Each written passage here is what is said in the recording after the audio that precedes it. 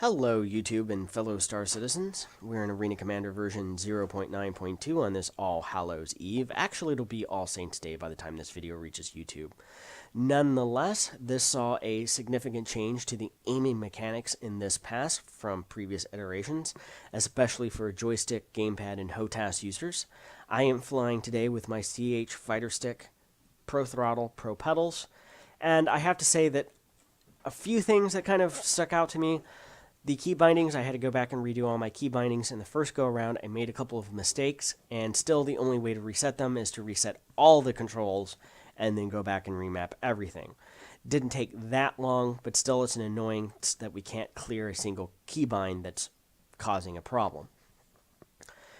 I also had to make some tweaks to my CH Control Manager profiles, added in some dead zones, some things like that, but that's neither here nor there. That's to be expected with each iteration of the game and just as I spend more time in the game in general.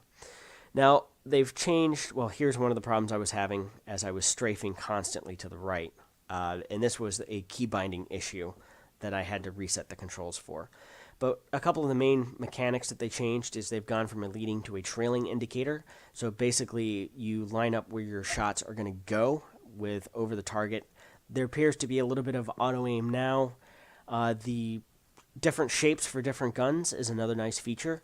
Like an Omni 6 is a circle, the Sledge 2 Mass Driver is a triangle, the Bulldogs I believe are squares, and the Mantises are X's. I really didn't pay too much attention to the Mantises. Now I didn't have too many troubles flying with, I'm in a 325A here and hitting targets in Vandal Swarm.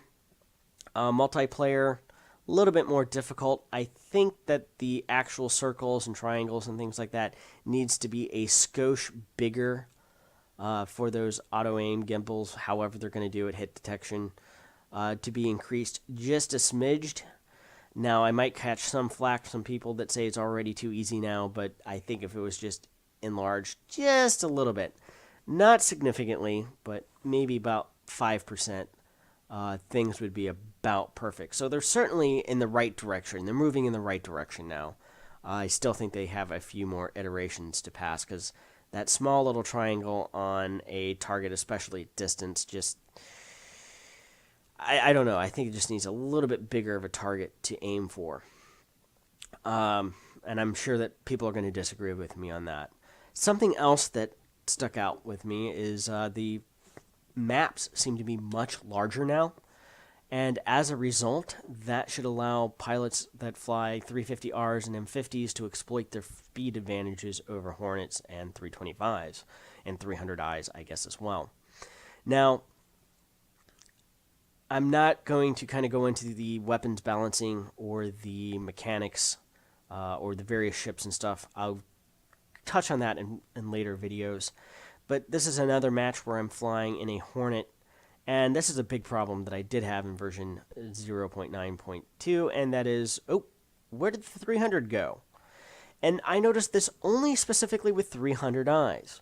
325As, M50, well, I really didn't fly against enough M50s to get valid information, but certainly against other Hornets, I did not have these problems. I'm shooting at him, I'm showing hits on my client, and then all of a sudden, poof, he jumps. He's rubber banded. And this happened several times in several different matches against several different pilots. So it's just not him. It was consistent against 300 pilots. So that's a netcode issue. That so far has been the biggest problem that I've had in version 0.9.2.